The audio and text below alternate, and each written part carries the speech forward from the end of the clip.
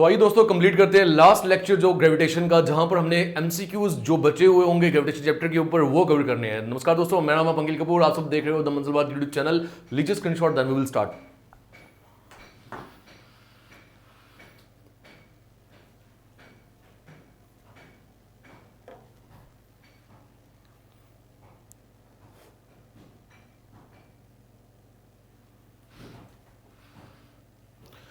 चलिए तो दोस्तों, ग्रेविटेशन चैप्टर के ऊपर जो बचे हुए एमसीक्यूज है वो हम इस सेशन में कवर करने वाले हैं। पहले एमसीक्यू के ऊपर आप आइए, देखिए ये क्या बोल रहा है। The time period of a simple pendulum on freely moving artificial satellite is, यानी जो सिंपल पेंडुलम की अगर बात कर रहा है वो कौन सा सिंपल पेंडुलम है? वो वही सिंपल पेंडुलम जो हमारी घड़ी में भी लगा होता है, वो वही सिंपल पेंडुलम जो हमने ऑलरेडी कवर किया था, हमने पढ़ा था लास्ट लेक्चर्स में। ये बोल रहा है उसका टाइम पीरियड कितना होगा, बट वो सिंपल पेंडुलम पड़ा कहां पे? वो धरती में नहीं है, वो एक आर्टिफिशियल सैटेलाइट में है, यानी कि वो स्पेस में है।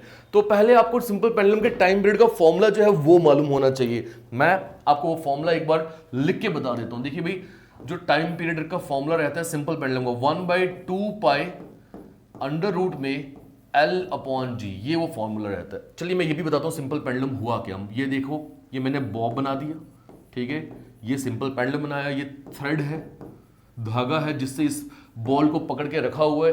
अब ये बॉब जो होगा ये अपनी इस समय पे मीन पोजीशन पे पड़ा हुआ है,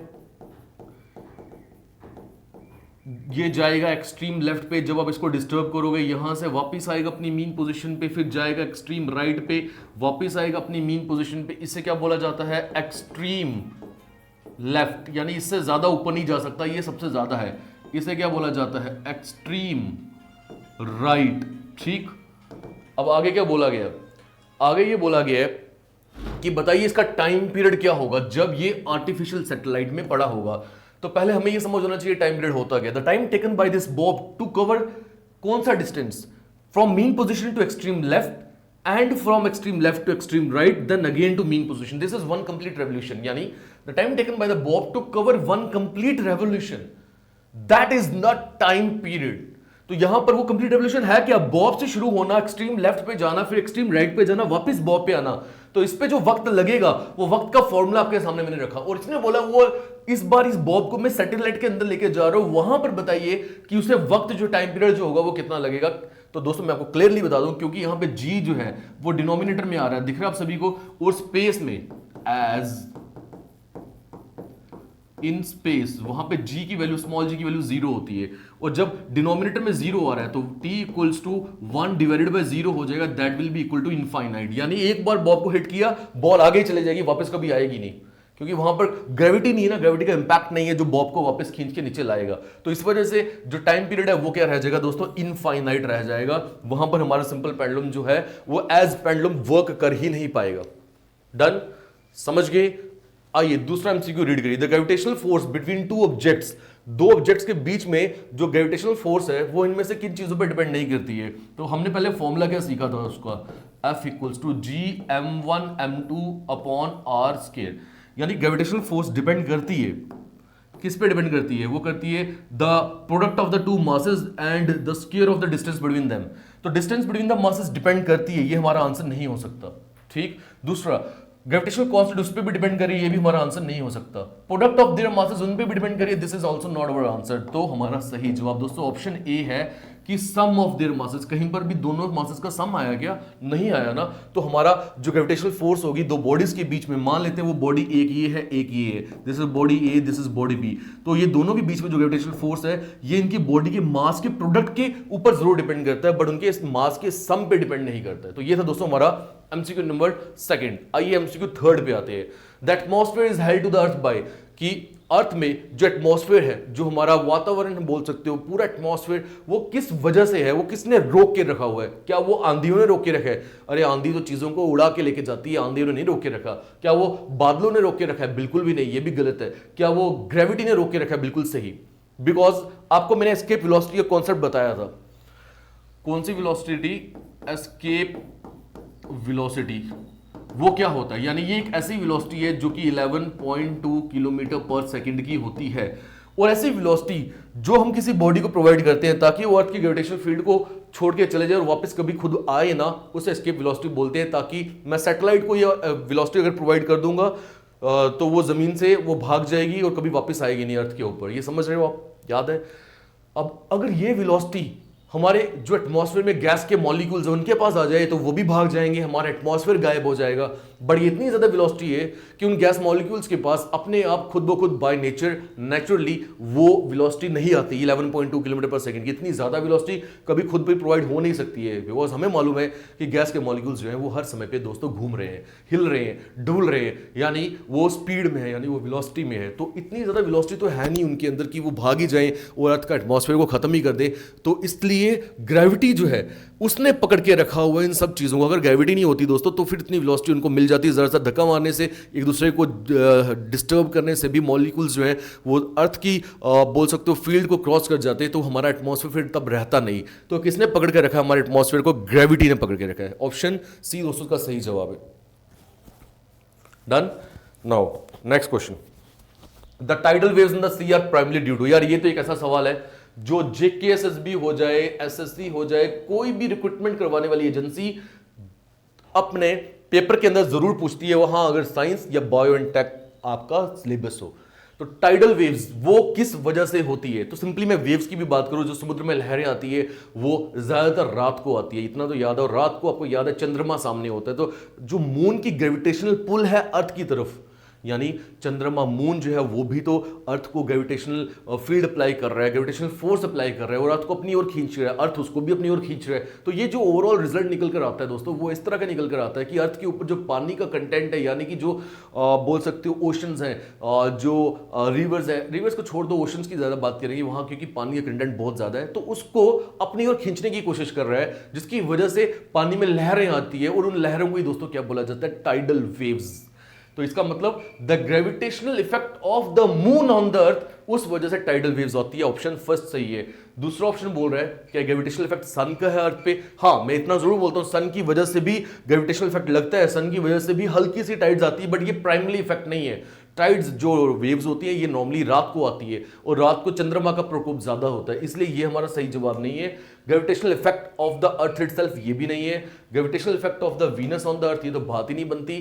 तो मैं आपको साफ बता रहा हूं, जो प्राइमरी बात उसने की है वो मून की ग्रेविटेशनल पुल की वजह से होता है जो अर्थ पे लग रहा है। डन। आइए दोस्तों आगे चलते हैं। Which scientist give the law of gravitation? अब शायद आपको केपलर लग रहा होगा, बट केपलर ने प्लेनेटरी लॉज ऑफ मोशन दिए थे, यहां लॉ ऑफ ग्रेविटेशन बोल रहा है, जिसे दूसरे नाम से जाना जाता है। अगर वो नाम आपको याद आ जाए तो इस क्वेश्चन का आंसर आपको समझ आ जाएगा। Newton's laws of gravitation. क्या ये नहीं सीखा था हमने? सीखा था ना। तो इसीलिए Isaac Newton, sir Isaac Newton ने ही न्यूटन लॉज ऑफ ग्रेविटेशन दिया था। अरे जेम्स वॉट ये तो पावर से डील करेगा, मार्कोनी ने अलग कुछ बोला था, माइकल फैराडे के तो लॉज थे इलेक्ट्रोलिसिस के, ये अलग है। इसाक न्यूटन सर इसका सही आंसर है। Now when a body is taken from the equator to the poles then the weight of the body will, इसको मैंने बहुत तरीके से एक्सप्लेन किया हुआ पहले ऑलरेडी, एमसीक्यूज में भी और कॉन्सेप्ट्स में भी। बट मैं मानता हूं मान लीजिए कोई बच्चा नया आ गया इस चैनल के ऊपर तो उसको भी ये समझ आना चाहिए। ये मैं बता देता हूं, ये मैंने अर्थ बना दी स्फेरिकल। ठीक है, किस तरीके से बनाने की कोशिश की है? स्फेरिकल बनाने की कोशिश की है। दिख रही है? bulging outwards and flattened at tops. This is what equatorial radius, this is what polar radius, this is RE and this is RP. Now equatorial radius ज्यादा होता है polar radius से, हमने सीखा था पहले भी। By how much? By 21 kilometers. Now we know the relationship G is directly proportional to GM by R square. यानी G और R के बीच में इनवर्स रिलेशन है, G और R के बीच में। अब G क्या है? Acceleration due to gravity. R क्या है? रेडियस। ठीक है, अब जहां जहां रेडियस ज्यादा होगा G की वैल्यू स्मॉल होगी। ये है इक्वेटर, ये है पोल, ये नॉर्थ पोल आ गया और ये आ गया साउथ पोल। ये पूरा इक्वेटर जा रहा है यहां से यहां तक। ठीक है, अब देखो इक्वेटोरियल रेडियस यहाँ ज्यादा है रेडियस, इसलिए यहाँ जी की वैल्यू कम होगी। और जैसे जैसे आप पोल की तरफ जा रहे हो, वही बोला ना मैंने, body is taken from equator to pole, जैसे जैसे पोल की तरफ जा रहे हो देखो रेडियस कम होता जा रहा है, यहाँ आके बहुत कम हो गया, देख रहे हो पहले इतना था, अब ऐसे ऐसे कम हो रहा है, और यहाँ आके बहुत कम हो गया। तो इसका मतलब रेडियस घट रहा है, तो जब रेडियस घट रहा होगा जी की वैल्यू बढ़ रही है। जी की वैल्यू बढ़ रही है दोस्तों, तो डब्ल्यू का फॉर्मूला क्या होता है, एम जी। जब जी की वैल्यू बढ़ रही है, इसका मतलब साफ है कि जो W की वैल्यू होगी वो भी बढ़ेगी, तो वेट विल इंक्रीज। तो दोस्तों इंक्रीज इसका सही आंसर है। ये एमसीक्यू बेशुमार टाइम मैंने देखा एग्जाम में पूछते हुए। क्लियर हो गया? और अगर वो ये पूछता है कि हमारा वेट ज्यादा कहां होगा, तो ज्यादा मैक्सिमम पोल पे होगा, मिनिमम इक्वेटर पे होगा। जैसे कि जी की वैल्यू मैक्सिमम पोल पे, मिनिमम इक्वेटर पे है, बिकॉज हमारा वेट पूरा जी की वैल्यू के ऊपर ही डिपेंड करता है। ठीक, आइए नेक्स्ट क्वेश्चन के ऊपर। The distance between two bodies become 6 times the actual distance, then the force between them would become. कोई प्रॉब्लम नहीं है, ऐसे सवाल न्यूमेरिकल पोर्शन में पूछे जाते हैं। देखो यार, एफ का फॉर्मूला क्या है, जी m1 m2 upon R square. ठीक है, अब उसने बोला दो बॉडीज के बीच में डिस्टेंस जो है वो 6 गुना बन रहा है, 6 टाइम्स बन रहा है, यानी F equals to G m upon R की जगह अब 6r हो जाएगा ना, 6 गुना हो गया ना, तो 6r हो गया, होल स्क्वायर तो एज इट इज रहेगा। ठीक है, यानी f equals to G m upon 6 का स्क्वायर आ गया 36, r स्क्वायर बाहर आ गया। ये समझ आ रहा है आपको? यानी कि f equals to G m upon R square को मैंने अलग लिखा, अलग कलर से, 36 को मैं अलग ले रहा हूँ। वो क्यों? मेरे पास दोस्तों ये जो है ना G M upon R square, ये तो ये वाला G M upon R square है, यानी ये एफ ओल्ड है, ये थी एफ न्यू। ठीक है, तो हमारी जो फोर्स होगी F new force, that will be equal to what, 1 upon 36 times. अब इसकी जगह मैं लिख रहा हूँ क्या, एफ ओल्ड, एफ ओल्ड। तो मेरी डिस्टेंस को बढ़ाने की वजह से, इतना तो मुझे पता ना कि जब चीज़ों को दूर लेके जाओगे तो उनके बीच में जो फोर्स ऑफ अट्रैक्शन होगी वो कम हो जाएगी। तो डिस्टेंस को बढ़ाने की वजह से दोस्तों क्लियरली मुझे पता चल रहा है मेरी जो फोर्स होगी 1/36 टाइम्स हो जाएगी। तो ऑप्शन दोस्तों बी जो है इसका वो सही जवाब है, 1/36 टाइम्स। चलिए next, moving on to question 8। The law of gravitation describes the gravitational force between. अब बहुत बार बच्चों को ये कंफ्यूजन हो जाती है कि लॉ ऑफ ग्रेविटेशन हमेशा अर्थ और किसी बॉडी के बीच में जो फोर्स ऑफ अट्रैक्शन होती है उसी के लिए, बट मैंने आपको ग्रेविटी और ग्रेविटेशन के बीच में जो डिफरेंस अंतर सबसे पहले लेक्चर में सिखाया था। मैंने यही बोला था कि फोर्स ऑफ अट्रैक्शन जो कोई भी दो बॉडीज के बीच में हो सकती है, एक को ग्रेविटी बोलते हैं, एक को ग्रेविटेशन, बट जो न्यूटन्स लॉ ऑफ ग्रेविटेशन निकल कर आया वो इस तरह का लॉ है जो कि हमें उस फोर्स की वैल्यू को डिटरमाइन करवाने में मदद करता है। बट वो फोर्स ऑफ अट्रैक्शन किन्हीं भी दो बॉडीज के बीच में हो सकती है। ये मैटर नहीं करता कि अर्थ है बीच में या नहीं है, कोई भी दो बॉडीज जो यूनिवर्स पे है उनके बीच में जो फोर्स ऑफ अट्रैक्शन है वो डिटरमाइन किया जाता है लॉ ऑफ ग्रेविटेशन की तरफ, या फिर इसी का दूसरा नाम क्या है, न्यूटन्स लॉ ऑफ ग्रेविटेशन की तरफ, यानी any two bodies having mass, जिनके पास मास है। दूसरा ऑप्शन था earth and A point mass, इनके बीच में भी होती है, बट सिर्फ इनके बीच में नहीं, कोई भी दो बॉडीज के बीच में, अर्थ और सन के बीच में भी होती है, बट ये भी आंसर नहीं है। दो चार्ज्ड बॉडीज के बीच में भी फोर्स ऑफ अट्रैक्शन, बट ये भी हमारा आंसर नहीं है। हमारा सही answer any two bodies having the mass है, कोई भी दो बॉडी। स्पेसिफिकेशन नहीं है कि अर्थ या उसके अंदर सन होना चाहिए, ऐसी कोई स्पेसिफिकेशन नहीं है। Moving to question 9। What is the value of acceleration due to gravity at the center of the earth? दोस्तों at the center of the earth small g की वैल्यू 0 हो जाती है। मैंने बताया था आपको क्यों, बिकॉज जब हम धरती से ऊपर की हो जाते हैं हाइट पे तो हमारी जी की वैल्यू घटती है। हम धरती के अंदर जाते हैं डीपली, जी की वैल्यू तब भी घटती है। जब धरती के बिल्कुल सेंटर पे आ जाते हो तो जी की वैल्यू इतनी घट जाती है कि वो 0 ही हो जाती है। तभी तो स्मॉल जी की वैल्यू जो होती है 0 होने की वजह से आप बोल सकते हो हमारा वेट वहां 0 हो जाता है। तो हमारा सही जवाब दोस्तों क्या आ जाएगा, the B option, that will be equal to 0। And the last question of today, what is the exact height of geostationary satellite from the Earth's surface?